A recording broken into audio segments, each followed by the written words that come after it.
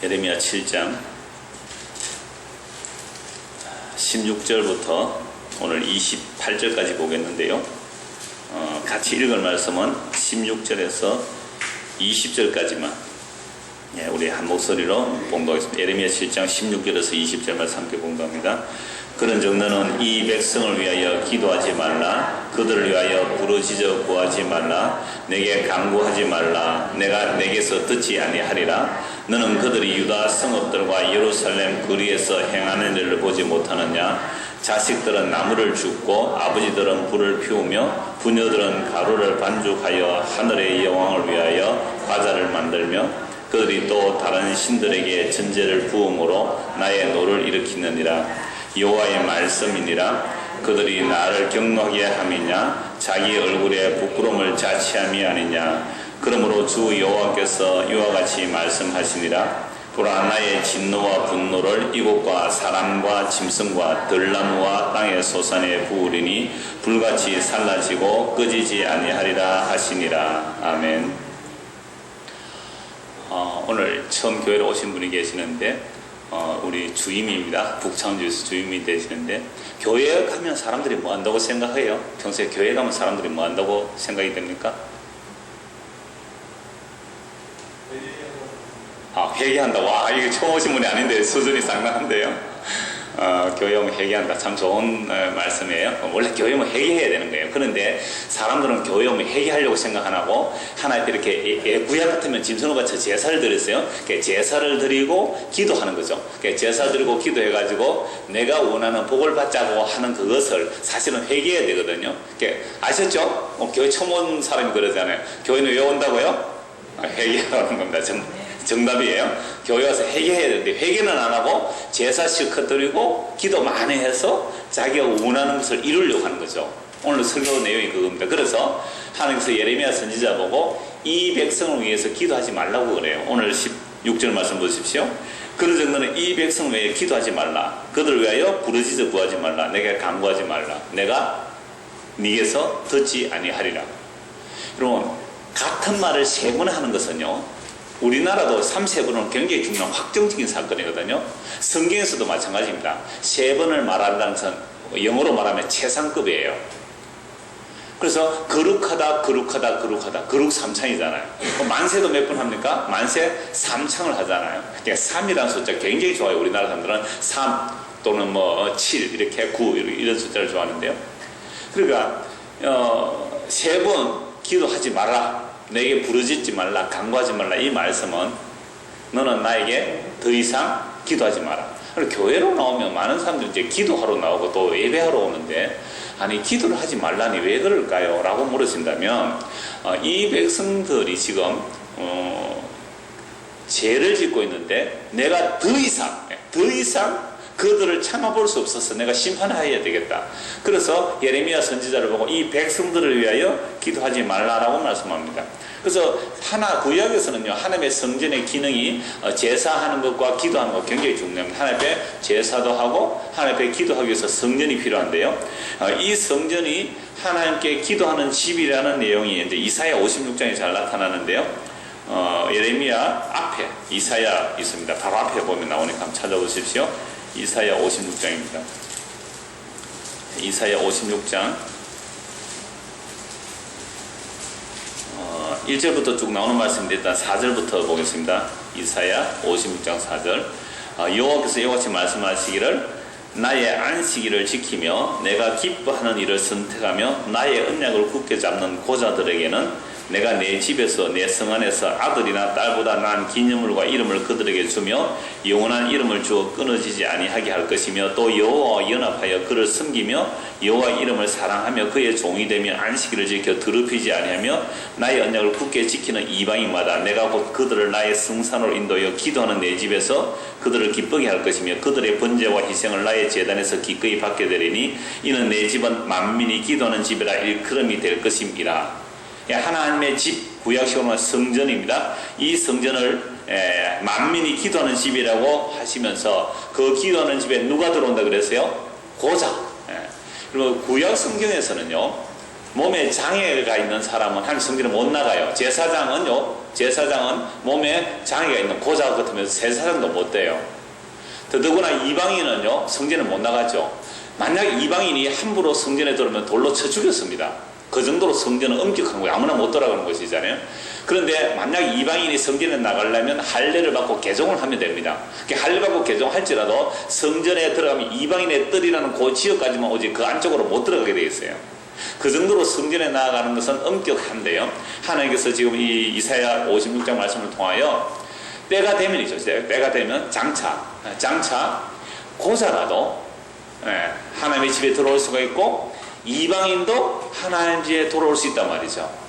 이건 바로 장차 나타날 예수 그리스도의 몸된 성전을 미리 내다보고 선지자가 말씀하는 겁니다. 그래서 예수 그리스도 안에서는요, 고자도 들어올 수 있는 것이고 이방인도 들어올 수 있는 것이죠. 물론 하나님께서 창세에 택한 백성들을 그러한 형편, 어떤 형편이든 상관없이 주께서 불러내신 기도하러 오는 거죠. 그래서 하나님의 집은요, 기도하는 것이 굉장히 중요해요. 만민이 기도하는 집. 자, 그런데 이 만민이 기도하는 집을 우리가 지난주에 보았습니다만은 어떻게 만들어 봤습니까? 이스라엘 백성들은 하나님의 성전을 뭐로 만들었죠? 도둑놈의 소굴로 만들었어요. 하나님 앞에 나와서 제사를 드린다는 것도 우리의 죄를 알고 회개하는 모습이 구약에는 제물을 바치는 겁니다. 나의 죄로 인하여 이 짐승이 대신 죽습니다. 그런 의미로 제사를 드려야 되거든요. 그래서 그게 속죄고 그게 번제고, 그렇게 속죄가 되면 하나님과 우리 사이가 화목해졌기 때문에 너무 감사해서 화목 제물을 드립니다. 화목 제물을 드리면 그 화목 제물의 고기는 제사를 드린 사람과 제사장이 함께 나눠 먹을 수 있어요. 또 속죄의 번제물은 온전히 함께 불살라 드리는 제물이 있고요. 그러한 제사들이라는 것도 결국은 우리의 죄를 회개하는 모습이 그렇게 나타날 것이다. 그래서 제사를 드렸다면 자기 죄를 아는 거예요. 제사를 드린 사람은 내 죄가 저렇게 정결한 짐승의 희생으로 용서받는 것이구나. 그건 장차 나타날 예수 그리스도로 인하여 우리의 죄가 용서받고는 그게 제사예요. 그래서 제사를 잘 드린 사람은요, 어떤 사람일까요? 제사를 잘 드리는 사람은 어떤 마음의 자세가 될까요? 내 죄 때문에 누가 대신 죽어야 되곤 하고 겸손하게 돌아가면 그거 제사 잘 드린 거예요. 그러니까 오늘 이 시대에도 예배를 잘 드리는 사람은 어떤 사람일까요? 내 죄로 인하여 예수님이 희생하셨구나. 그 예수님 앞에 참 겸손한 마음으로 나는 정말 아무것도 아닌 자였는데 예수님 대신 희생하셨구나. 그 마음을 품고 가면 그 예배 잘 드린 거잖아요.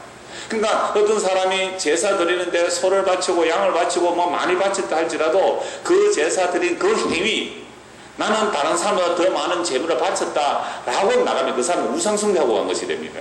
기도도 마찬가지죠. 바리새인들의 기도 보십시오. 얼마나 열심히 기도했습니까? 길거리에서도 기도하고 시간만 되면 기도. 유대인들은 하루에 3번 정해놓고 기도하잖아요.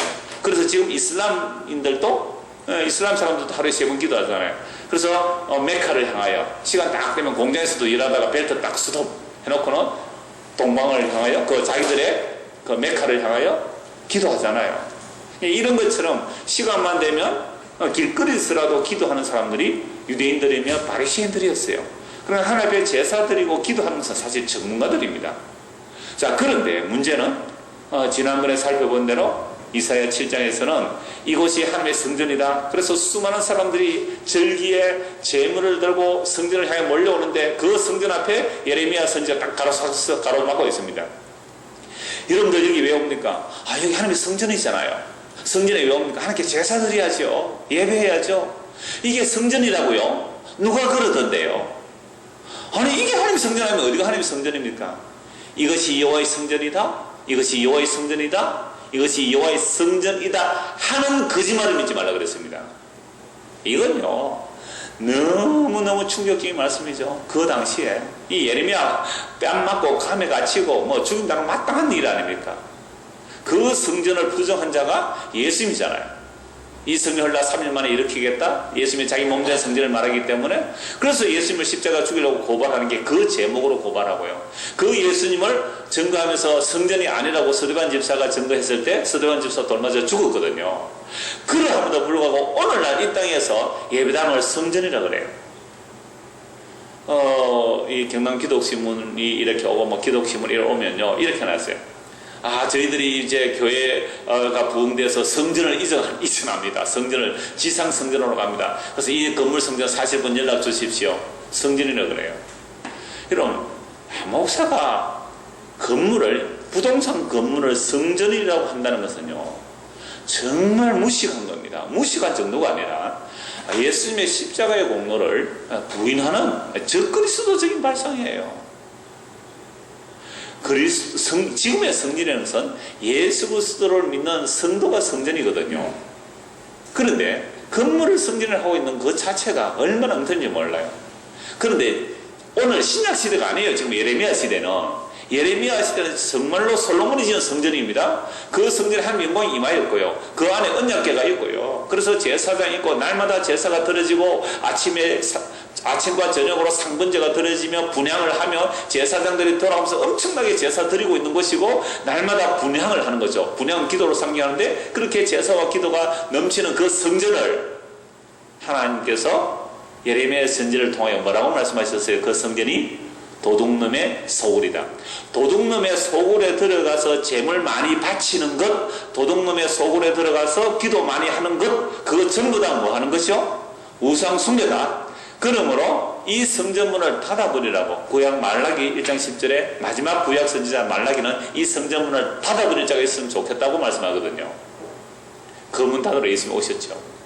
그래서 이 예레미야 선지자를 향해 하나님께서 예레미야야, 네가 이 예루살렘을 위하여 기도하는데 이제는 기도하지 말라. 3번은 말하죠. 기도하지 말라, 부르짖지 말라, 간구하지 말라. 내가 이들을 이제 심판하려고 말고, 왜? 이제는 더 이상 내버려둘 수 없는 완전한 도둑의 소굴이기 때문에 이를 심판해야 되겠다. 그래서 더 이상 기도하지 못하게 하는 겁니다. 이 말씀을 예수님께서 마태복음 21장 12절 13절에 말씀하셨죠. 예수께서 성전에 들어가사 성전 안에서 매매하는 모든 사람들을 내쫓으시며 돈 바꾸는 사람들의 상과 비둘기 파는 사람들의 의자를 둘러엎으시고 그들에게 이르시되 기록된 바 내 집은 기도하는 집이라 일컬음을 받으리라 하였거늘 너희는 강도의 소굴을 만들어도다 하시니라. 그러니까 예레미야 7장 말씀하고 이사야 56장 이 두 곳의 말씀을 예수님께서 성전을 청결하게 하시면서 하신 말씀이에요. 예레미야 7장과 이사야 56장 이 두 말씀을 가지고 돈 바꾸는 사람 상 둘러엎어버리고 비둘기 파는 사람들 상 둘러엎어버리고 그들 쫓아내시고 내 집은 만민이 기도하는 집이라 일컬음을 받을 것이거늘 너희들은 지금 도둑의 소굴로 만들어놨다. 강도의 소굴로 만들어놨다.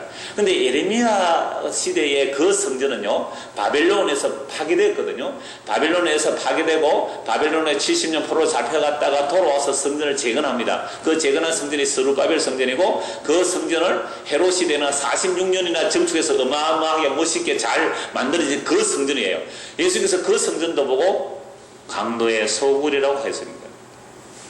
그래서 성전에 무수하게 제물을 바치고 무수하게 기도하는데 그게 도둑의 소굴이기 때문에 이제는 하나님께서 더 이상 참아두고 볼 수 없어서 심판하시겠다는 거죠.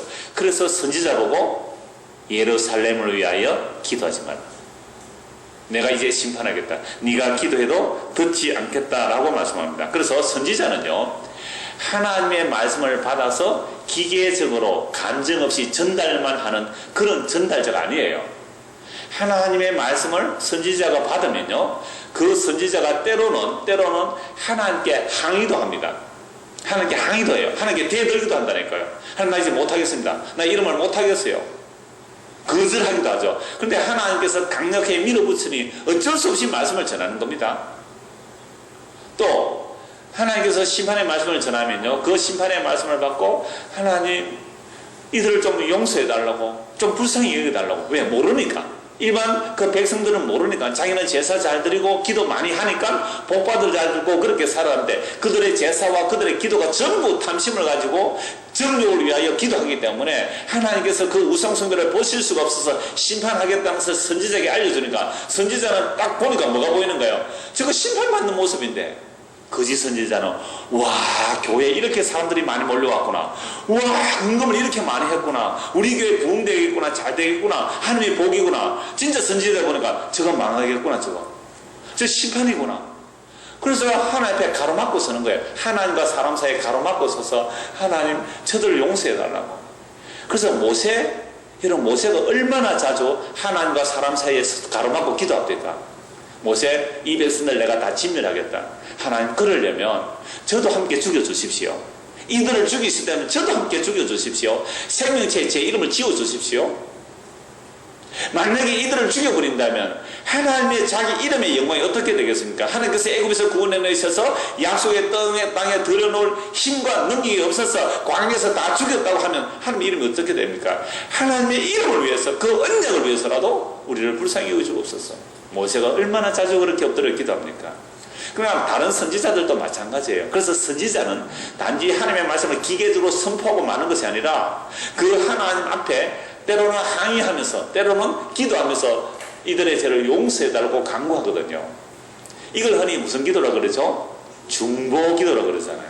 그런데 중보기도라는 말은요, 구약의 선지자는 할 수가 있어요. 왜? 그리스도의 영이 들어갔기 때문에. 그리스도의 영으로 그렇게 중보하는 것은 장차 나타날 예수 그리스도가 하나님과 우리 사이의 중보자가 된다는 말씀입니다. 그래서 디도스 2장 5절 말씀 보면 하나님은 한 분이시고 하나님과 사람 사이의 중보자도 한 분이시니 오직 그리스도 예수만이 디모데전서 2장 5절입니다. 하나님 한 분이시요 또 하나님과 사람 사이의 중보자도 한 분이시니 곧 사람이신 그리스도 예수라. 하나님과 사람 사이의 중보자는 몇 분이에요? 한 분, 예수 그리스도밖에 중보자가 없어요. 그럼 구약의 중보자들은 뭐예요? 그냥 장차 나타날 예수님을 보여주는 모델이잖아요. 그래서 선지자가, 그래서 예수님은 제사장의 역할, 선지자의 역할, 왕의 역할 다 하시는 거예요. 그래서 그 선지자조차도 중보의 역할을 하는 겁니다. 근데 이런 말씀을 보고서 오늘날 많은 교회들이 중보기도 팀을 만들어서 중보기도하고 있어요. 그런데 놀랍게도요, 모퉁이돌 선교에도 중보기도 많이 했거든요, 옛날에. 그러한 모습이 많아요. 모퉁이돌 선교에 작년에 온 한 달에 한 번씩 선교지가 나와요. 여러분 보시죠. 한 번씩 그거 읽어보시면 좋습니다. 정보들이 많이 있으니까. 어느 날 김명렬 집사님이 모퉁이돌 소식지를 보고 저에게 말씀하죠. 목사님, 모퉁이돌 소식지예요. 중보기도를 회개합니다. 이렇게 나온 게 있습니다. 라고 해서 찾아왔더라고요. 제가 한번 봤어요. 그러니까 그게 뭐냐면 자기들이 모퉁이돌 선교만이 아니라 모든 선교단체들은 다 뭘 할까요? 중보기도 합니다. 미국의 아이홉이라는 신사도 운동의 발원지가 있는 아이홉이 있어요. 그곳에서는 중보기도 얼마나 할까요? 24시간 365일 합니다. 24시간 360을 쉬지 않고 물론 릴레이로 돌아가면서 중보기도 팀이 있어요. 얼마나 그렇게 보입니까? 얼마나 능력 있어 보입니까? 저 서울의 무슨 교회입니까? 그 교회도 그 아이홉 영향을 받아서 24시간 365일 중보기도하는 데 굉장히 많아요. 그러니까 그 사람들이 우리 교회 보면 뭐라 그럴까요? 아이고, 이 기도를 제대로 하나? 그것도 겨우 기도하라 하면 그저 자기 위해서 조금 기도하고 많은 가짜를 보였잖아요. 얼마나 대단해 보일까요? 자기는 자기를 위해서 기도하는 게 누구를 위해 기도한다고요? 조국을 위하여, 이 민족을 위하여, 이 세계를 위해서 기도한다고. 중보기도하는 자기들 얼마나 대단해 보일까요? 그런데 놀랍게도 그 모퉁이돌 교회 소식지에서 지금까지 중보기도한 죄를 회개합니다. 우리는 중보기도 할 수 없는 자들입니다. 시원하게 한번 이야기했는데 제가 종종 말씀드렸잖아요. 우리가 중보기도 할 수 없는 자들이 아니라고. 그럼 이웃을 위해서 기도하는 말씀이 있잖아요. 그냥 형제를 위해서 기도하십시오. 우리는 이웃을 위해서 기도할 수 있습니다. 그런데 그건 내가 하나님의 자녀로서 하나님께 부탁하는 기도일 수 있지만 하나님과 사람 사이에 중보자는 안 돼요. 중보자는 한 분 예수님 뿐입니다. 만약에 우리가 중보할 수 있다면 가톨릭이 되는 거예요. 가톨릭의 사제들은요, 하나님과 사람 사이에 중보에 권하는 겁니다. 얼마나 무서운 교리인지 아세요? 중보기도 잘못하면요. 그러니까 가톨릭에서는 성자들도 중보기도 할 수 있어요. 보통 사람은 100점을 맞아야 천국 간다면 순교자들은요 150점 받은 자들이잖아요. 그래서 150점, 50점은 다른 사람이 나눠줄 수 있는 거예요. 그래서 마리아에게 기도할 수 있는 겁니다. 순교자들에게 기도할 수 있는 것을 그 통공한다. 다른 사람들이 대신 기도해 줄 수 있는 그게 중보기도의 역할. 그러니까 누가 없어도 돼요? 예수님 없어도 되는 겁니다. 얼마나 적그리스도적인 발상들이에요. 그래서 합동책이 여러 가지 잘못하는 건 많아요, 교단이. 그런데 뭐 교단에서도 뭐 큰 교회들이 잘못 얼마나 한 거예요. 신문에 나오면 합동책 교단들이 많은데, 그런데 잘한 거 하나도 있어요. 뭐냐면 각 교회에 중보기도라는 용어를 사용하지 마십시오. 그냥 이웃을 위한 기도로 하십시오 라고 공식적인 공문을 다 내려보냈어요. 몇 번이나. 그런데 그 말 들을까요? 안 들을까요? 안 듣는 거예요. 큰 교회들의 중보기도 팀을 끌어가야, 여러분, 교회가 사람들의 욕구를 채워주려면 기도 제일 많이 하는 사람들 있어요. 우리 교회도 한때 기도 많이 하는 사람들 있던데 우리 교회 와서 기도를 잘 안 하더라고요. 그런 사람들을 위해서는 계속 뭘 만들어줘야 돼요? 중보기도 팀을 운영해야 됩니다. 거기 가서 막 2시간, 3시간 막 기도하게 만들어줘야 돼요. 근데 또 와서 보니까 이거는 기도도 안 하는 것 같고, 또 찬송 좋아서 어떻게 해야 돼요? 찬양팀 만들어가 앞에서 막 쿵짝쿵짝 해줘야 돼요. 이거는 찬송도 뭐 제대로 안 하는 것 같고 재미없다고 이제 간단 말이야. 그래서 큰 교회가 어떤 동아리를 많이 만들어줘요. 동아리를. 그래서 기도팀 동아리, 또 찬양팀 동아리, 또 축구 동아리, 탁구 동아리, 등산 동아리, 골프 동아리 다 있어요. 큰 교회 가면요. 그렇게 문화활동을 해주는 거죠. 자, 그래서 중보기도라는 것은요, 하나님과 사람 사이에 예수님만 중보하실 수 있는 겁니다. 그래서 예레미야는 지금 장차 오실 예수 그리스도가 하나님과 사람 사이에 기도할 것을 모델로 지금 보여주기 때문에 중보기도를 하는 거예요. 그래서 그에게 대부분의 선지자는 이런 중보를 하는데요. 여러분, 아모스 하면 어떤 마음 생각이 들어요? 아모스? 북이스라엘의 선지, 남쪽 유다 출신으로 북이스라엘에서 여로보암 2세 때 외친 선지자인데요.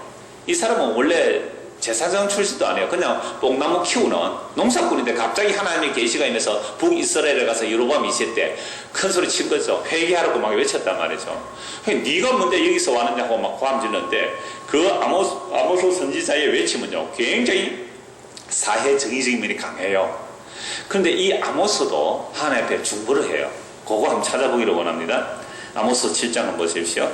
이사에서 뒤쪽으로 쭉 넘기면 호세아와 요엘, 아모스 하는 성경, 아모스서 7장입니다.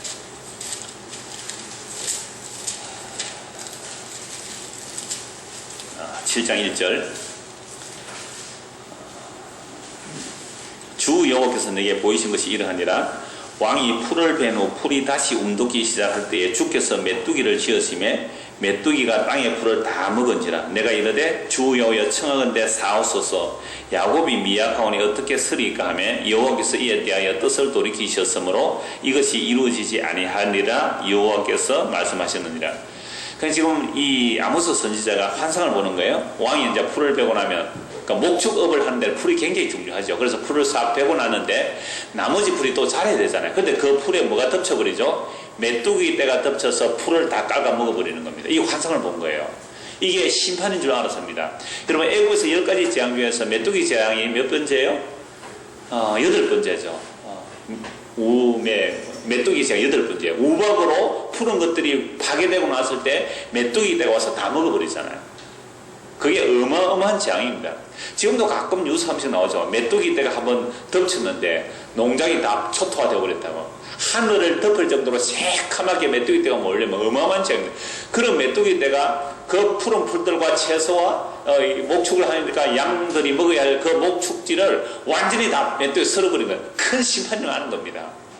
그래서 아모스가 하나님 앞에 기도해요. 하나님, 이 야곱이 미약하오니 그 하나님의 심판을 견딜 수가 없습니다. 이들이 어떻게 쓰겠습니까? 라고 했을 때 하나님 뭐라고 말씀하셨어요? 뜻을 돌이키사 그 재앙을 내리지 않으셨대요. 그러니까 선지자가 무슨 역할을 하죠? 중보자 역할을 해요. 구약에서 중보자 역할을 하는 겁니다. 그 다음에요, 4절에 아모스 7장 4입니다. 주 여기서 또 내게 보이신 것이 이러하니라. 주 여기서 명령하여 불로 징벌하게 하시니 불이 큰 바다를 삼키고 육지까지 먹으려 하느니라. 이제 불의 심판이에요. 메뚜기 떼가 남으니까 그다음에 불의 심판이 임하는데, 불이 바다도 삼키고 육지까지 집어 삼키고 넘어오는 거죠. 이에 내가 할 때 주 여호와의 청하건대 그치소서. 야곱이 미약하오니 어떻게 쓰리까? 이것도 선지자 하나님께 가로막고 서는 거죠. 하나님이 이들을 견딜 수 없어요, 이 심판을. 그러니까 하나님께서 뭐 하시죠? 또 뜻을 돌이켜 주 여호와께서 이르시되 이것도 이루지 아니하리라 하시니라. 세 번째 환상입니다. 또 내게 보이신 것이 이러하니라. 다림줄을 가지고 산 담 곁에 주께서 손에 다림줄을 잡고 서셨더니, 이 다림줄은 그 목수들이 기둥이 바른가 안 바른가 끝에 실 끝에 줄을 떼서 건물을 점검하는 거예요. 그걸로 되는데, 여호와께서 내게 이르시되 아모스야 네가 무엇을 보느냐. 내가 대답하되 다림줄이니이다. 주께서 이르시되 내가 다림줄을 내 백성 이스라엘 가운데 두고 다시는 용서하지 아니하리니 이삭의 산당들이 황폐되며 이스라엘의 성소들이 파괴될 것이라. 내가 일어나 칼로 여로보암의 집을 치리라 하시니라. 이게 이삭의 산당들, 이스라엘의 성소들. 이삭의 산당, 이스라엘 성소는 이 아모스가 북이스라엘이니까요. 북이스라엘은 단과 베델에 뭘 세웠습니까? 금송아지를 만들어 놓고 그게 승진을 했거든요. 금송아지 섬기는 그 신지들 내가 다 파괴하겠다. 하나님 심판하면 안 됩니다. 이들이 약해서 못 견딥니다. 첫째, 메뚜기 심판 취소해 주셔. 뜻을 돌이켜 주세요. 두 번째, 불의 심판 돌이켜 주셨어요. 세 번째 뭐라고요? 다림줄. 여기서는 아모스가 뭐가 없어요? 중보가 없어요. 왜요? 이제 끝이라는 거죠. 더 이상 하나님과 우리 사이에 중보자가 없으면 우리는 그 순간 끝이에요. 이제 그만해라. 이제 그만해라. 이제는 심판이다. 이게 지금 예레미야 7장에서 하나님께서 예레미야 선지자 보고 이 백성을 위하여 더 이상 기도하지 말라. 세 번이나 말씀하신 거죠. 이렇게 심판이 일어나는 겁니다. 그럼 그 심판이 일어나는 이유가 뭔지 다시 오늘 본문 보십시오. 예레미야 7장 17절입니다. 너는 그들이 유다 성읍들과 예루살렘 거리에서 행하는 일을 보지 못하느냐? 그러니까 예레미야가 자꾸 기도했겠죠. 하나님 이들의 심판을 견디지 못하면 아모스처럼 그를 기도했겠죠. 이들을 못 견디면 어떻게 이게 견딜 수 있겠습니까? 하니까 하나님께서 예레미야에게 말씀하시죠. 다시 16절. 그런데 너는 이 백성을 위해 기도하지 말라. 그들을 위해 부르짖어 구하지 말라. 내게 간구하지 말라. 내가 네게서 듣지 아니하리라. 너는 그들이 유다 성읍들과 예루살렘 거리에서 행하는 일을 보지 못하느냐? 이 꼴을 보고서도 너는 나에게 기도하느냐? 기도하지 마라. 그럼 그 꼴이 뭡니까? 18절 같이 읽겠습니다. 자식들은 나무를 줍고 아버지들은 불을 피우며 부녀들은 가루를 반죽하여 하늘의 영광을 위하여 과자를 만들며 그들이 또 다른 신들에게 전제를 부음으로 나의 노를 일으키느니라. 아들은 뭐하고요? 나무까지 주워오고 아버지는요? 불을 피우고. 옛날에 불 피우는 힘들었거든. 아버지가 불 피우죠. 엄마는 뭐하고요? 밀가루로 반죽해서 누구에게 제사 드리고요? 하늘 영왕 아스타롯 풍요와 다산을 주는 그 여신들, 하늘의 여신들에게 제사 드린다 이 말이죠. 저는 이 말씀을 보면서 오늘 이 시대에 우리의 아들들이, 우리의 딸들이 뭐 하고 있습니까? 우리가 뭘 하도록 격려하고 있습니까? 회개하고. 아까 우리 주임 와서 얘기했는데 교회 오면서 회개하러 와야 되는데 우리의 아들과 딸들이 회개하고 예수님을 믿게 만듭니까? 아니면 나무까지 주워서 오라고. 나무까지 주워오라고. 그게 나무가지가 뭘까요? 우상 섬기는 거 아닙니까? 우리가 우리의 자녀들이 주님을 알고 섬기는 일을 기뻐합니까? 아니면 길에 나가서 이것저것 나무가지 같은 것을 주워왔어. 그것이 우리의 살림의 보탬이 되고 우리가 이 신에게 절함으로 우리가 더 큰 번영과 더 큰 만족을 얻고자 하는 그런 일들에 우리의 자녀들을 투입시키고 있지 않습니까?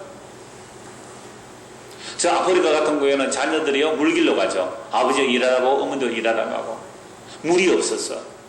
하루에 몇 시간 걸쳐서 물길로 가잖아요. 근데 지금 이스라엘 백성들은 북이스라엘 이미 멸망했고 남쪽 예루살렘만 남은 이 지형에 있는데 이 성읍 사람들이 뭘 하느냐 하면요, 세상에 애들은 나무까지 죽고 아버지는 불 피우고 엄마는 반죽해서 누구에게 제사한다고요? 하늘 여왕에게. 그 하늘 여왕 가난한 신들이에요. 그 신을 섬기고 복 준다는 그런 신들을 섬기고 있는 겁니다. 이렇게 하고 있는데 어떻게 내가 이들을 심판하지 않겠느냐라는 말씀이에요. 그런데 놀랍게도 평소에 그렇게 살면서도 어디도 와요? 성전에도 옵니다. 성전에도. 그러니까 성전에 와서 제사 드리는 것은 그 평소에 드리는 그 제사하고 형태가 꼭 같아요. 다만 뭐만 달라졌어요? 하나님 이름만 바뀐 거예요. 그래서 우리가 평소에 세상에 사는 것은 그렇게 우상 숭배하는데 교회에서 하나님 얘기하면서도 결국 제사 드리고 기도하는 것들이 전부 다 그 안에 일어난 정욕, 자기에게 일어난 정욕을 위해서 간구하더라 이 말이죠. 이런 설교를 하니까 사람들이 목사님 그래서 참 기도할 게 없습니다 라는 얘기를 참 많이 들어요. 기도할 게 없습니까? 우리가 이 에스겔 전에 기도라는 주제를 수요일 저녁에 했는데 2년 넘게 기도라는 제목으로만 설교를 했습니다. 창세기부터 요한계시록까지. 거기 한번 보십시오. 기도할 게 없는지.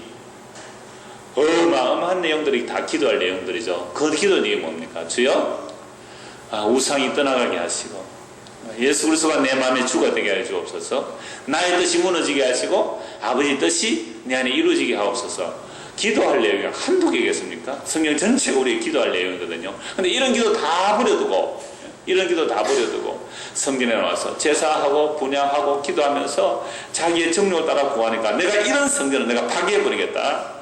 내가 이런 성전을 부숴버리겠다. 예레미야 7장 10절 한번 보십시오. 예레미야 7장 10절. 그럼 왜 성전에 나옵니까? 내 이름으로 일컬음을 받는 이 집에 들어와서 내 앞에 서서 말하기를 우리가 구원을 얻었나이다 하느냐. 이는 이 모든 가증한 일을 행하려 함이라. 8절 보십시오. 보라 너희가 무익한 거짓말을 얻어하도다. 너희가 도둑질하며 살인하며 간음하며 거짓 맹세하며 바알에게 분향하며 너희가 알지 못하는 다른 신들을 따르면서 내 이름으로 일컬어 받는 이 집에 성소에까지 들어와서 내 앞에 서서 말하여 우리가 구원을 얻었나이다 하느냐. 이는 이 모든 가정한 일을 행하려 함이로다.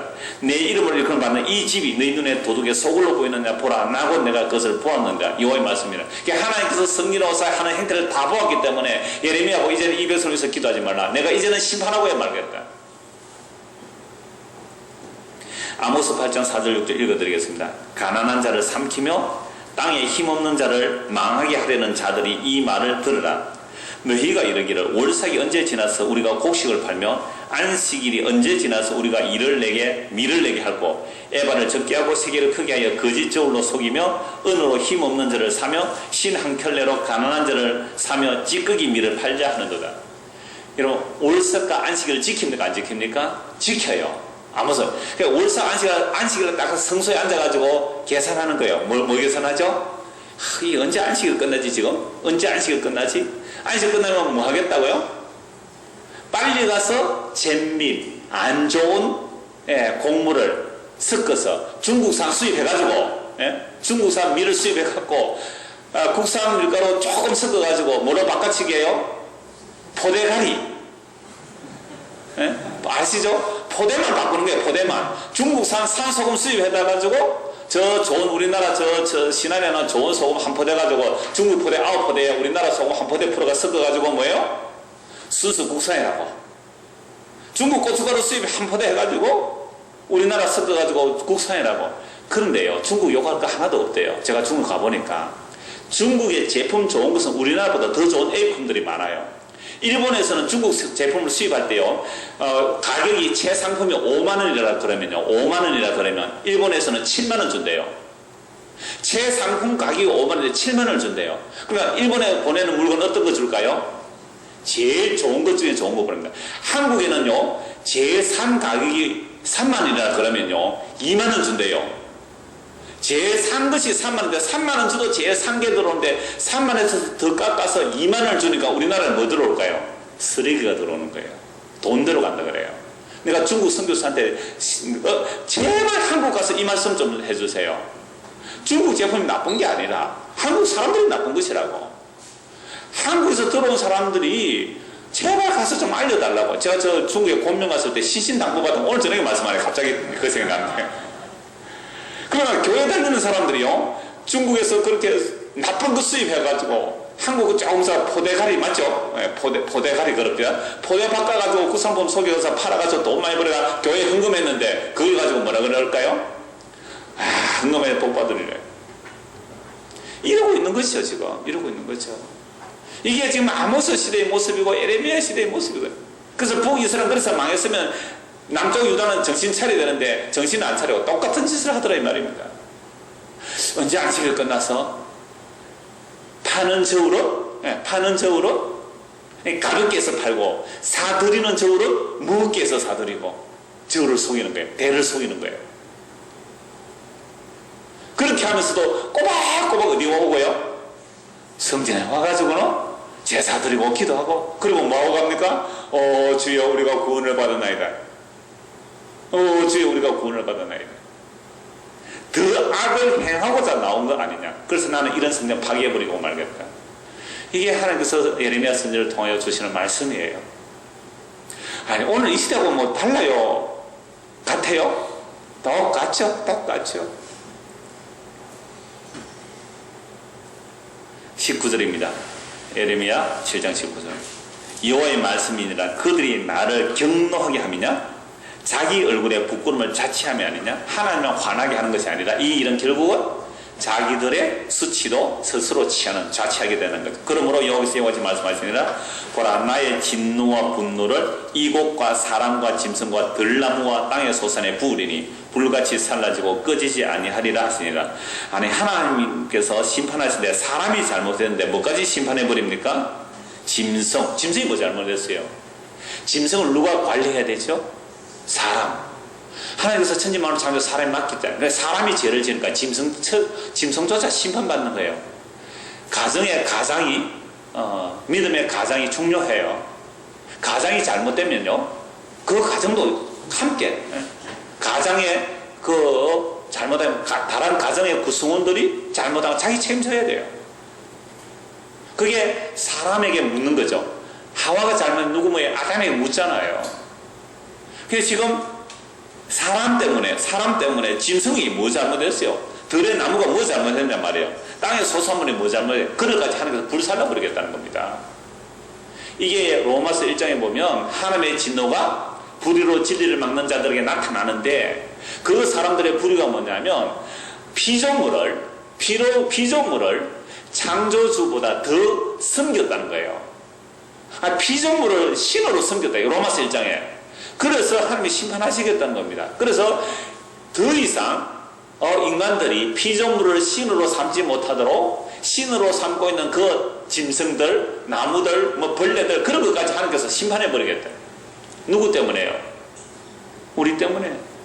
지금 짐승들이 얼마나 고통스러워합니까? 그리고 양계장 가보셨나요? 닭이 1년에 닭이 평생에 놓는 알이요. 닭 한 마리가 평생에 놓는 알 개수가 한 5, 60개 된대요. 평생에 놓는 알 개수가. 그냥 자연 방목 상태에서. 그래서 주로 이제 겨울과 봄에 낳고 그걸 이제 봄에 부화하고 이러는데요. 이 닭을 요만한 케이지 안에 가두어 가지고 24시간 사료를 주고 24시간 불을 켜줍니다. 그러면요 매일 하나씩 아니면 24시간 알을 2개씩 먹습니다. 그렇게 해서 알을 빼내는 거죠. 닭이요 죽을 지경입니다. 지금 졸지도 죽으시도 못하고 지금 알라야 되는데 음식 먹고 인간의 탐욕 때문에 그 달걀을 먹으니까 그렇게 사게 먹는 거예요. 달걀을 그 좋게 해서요. 그거 항생제도 넣고 그래도 또 뭐 어떻게 안 먹을 수 없으면 반찬해 먹기도 하면 잘 계란 한 판씩 사와서 반찬 해 먹는데 그 닭들의 고통, 인간의 탐욕 때문에 그렇습니다. 그리스 갔더니 그리스에는요 그렇게 우리가 옛날에 소들 병 또는 돼지들 그죠? 병들 생긴데 그리스에는요 그런 병이 하나도 없답니다. 아예 전부 다 방목이야. 방목. 집단 사육하는 곳이 없대요. 전 세계에서 가장 밀식시키는 것, 짐승을 밀식시키는 곳이 어디라고요? 한국이래요. 지금 적조 때문에 저 통영 거제 이쪽에 2천 몇백 마리의 양어하는 고기들 다 뭐예요? 바다로 풀어져 버리거든요. 죽기 전에 풀어주면 정부에서 돈을 지원해 줍니다. 집단 사육을 시키고 있거든요. 그러니까 한국이 경제가 이렇게 좀 빨리 급속한 것은 다 뭐 때문에요? 어떤 물불 안 가리고 탐심을 부린 결과로 이렇게 사는 거예요. 이거 우리 행복하다고 자족하고 있을 때가 아닙니다.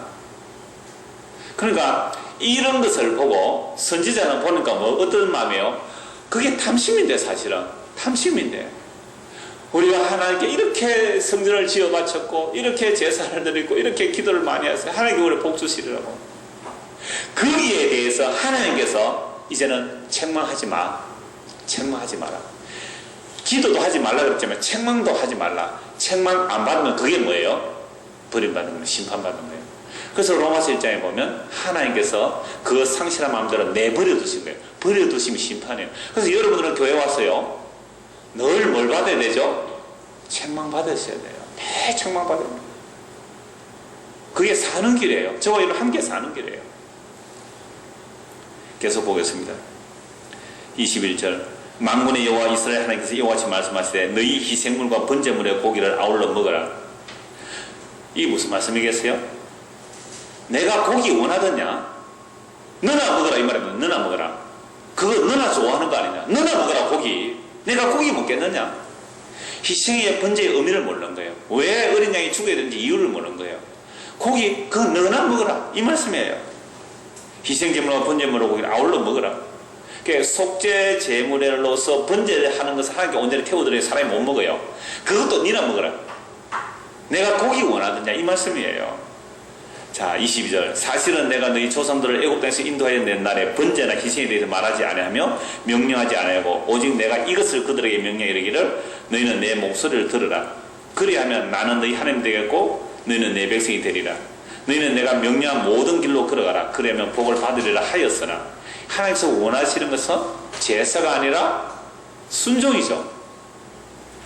사울 왕에게 하나님이 하신 말씀이에요. 사무엘이 사울 왕에게 하나님 원하시는 것은 제사가 아니라 상한 심령이라고 누가 고백했습니까?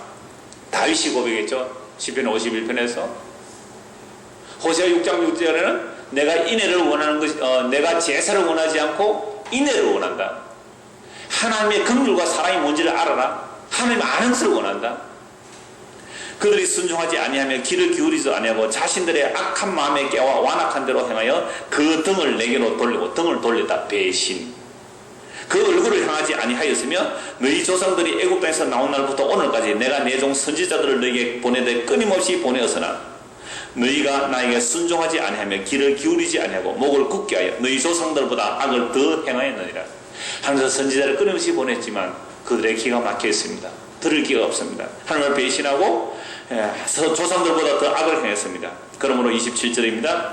내가 그들에게 이 모든 말을 할지라도 그들이 너에게 순종하지 아니할 것이요 네가 그들을 불러도 그들이 너에게 대답하지 아니하리니 너는 그들에게 말하기를 너희는 너희 하나님 여호와의 목소리를 순종하지 않으며 교훈을 받지 아니하는 민족이라. 진실이 없어져 너희 입에서 끊어졌다 할지니라. 예레미야 선지자의 책망을 받지 않는 이유는 그들의 입술에 뭐가 사라져 버렸어요? 그 입술의 진실이, 그 입에서 진실이 끊어져 버렸습니다. 진실이 없어져 너희 입에서 끊어졌다. 이 진실이라는 말은요, 믿음, 진리 다 바꿔 쓸 수 있는 말입니다. 너희 입에서 뭐가 없어졌다? 진리가 없어졌다. 여러분 사람의 입에는 어디서 나오는 게 입에서 나와요? 마음에서. 사람의 마음에서 입으로 나오거든요. 우리의 마음에서 입으로 나오면 입이 문제가 마음이 문제예요. 그냥 마음 안에 뭐가 없어요? 진실이 없는 거죠. 마음 안에 신실이 없는 겁니다. 마음 안에 진리가 없는 거죠. 하나님에 대한 약속이 그 마음에 없는 겁니다.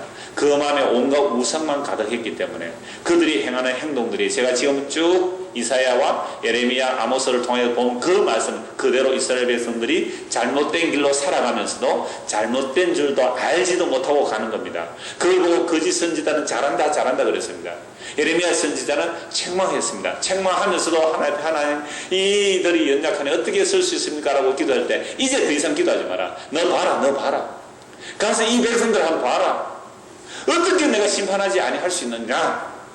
그래서 내가 이들을 심판하겠다는 말씀입니다. 그래서 예루살렘이 멸망하죠. 성전이 파괴됩니다. 그건 예레미야서 전체에서 말씀하고 있죠.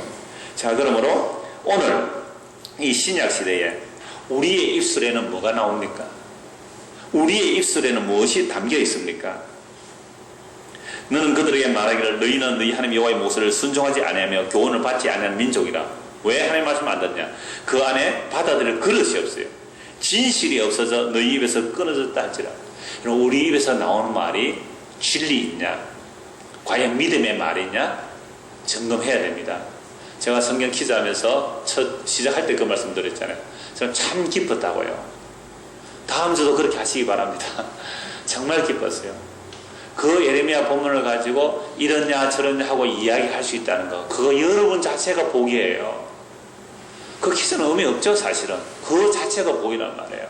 그러니까 그렇게 말할 때 여러분 속에 말씀이 나와야 되는 말씀을 읽고 묵상하죠. 그리고 연구해야 됩니다. 그래서 여러분의 입에서 뭐가 나와야 돼요? 진리의 말이 나와야 돼요. 진리의 말이. 내 마음에 사회적인 것이 나오거든요. 내 마음에 분노가 쏟아지면, 지난주 분노했잖아요. 내 마음에 분노가 쏟아지면 내 마음에 뭐가 가득한 거죠? 분노가 가득하니까 분노가 나오는 거 아닙니까?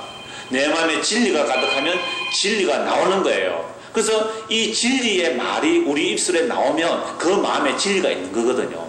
그러니까 성도가 모여 예배 마치고 나서 뭐 하고 한 시간 동안 얘기하겠습니까? 서로 진리의 말을 나눌 수 있는, 그게 마음에서 나오는 거잖아요. 그래서 오늘 저는 기도 제목을 봅니다. 주여, 우리 안에 정한 마음을 창조하여 주시고 주의 성령을 내게서 거두지 마옵소서.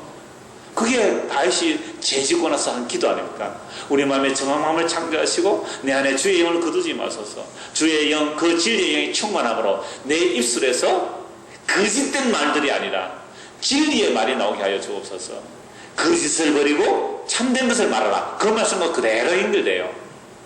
2주 전에 주일날에 드린 말씀, 에베소서 말씀에 너희가 거짓 것을 버리고 참된 것을 말하라. 세상 윤리도덕 차원이 아니라 참된 것을 말하라. 누굴 말이라고? 예수를 말해라. 그래서 우리 입술에 진리가 나오고 진리를 말하는 자, 그런 사람이 되기를 기도하는 저와 여러분 되기를 소원합니다. 기도하겠습니다. 하나님 아버지, 우리 입술에서 진리의 말이 나와야 합니다. 그러려면 우리 안에 진리가 담겨져야 하는데 우리 마음속에는 너무나 우상들이 가득합니다. 주여, 이 우상들을 깨워주옵소서. 가짜 성전을 깨워주시옵소서.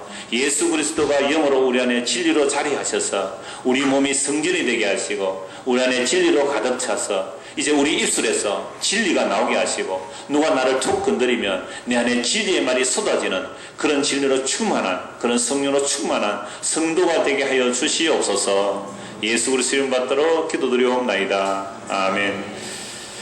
찬송 한 장 하고 마치겠습니다. 286장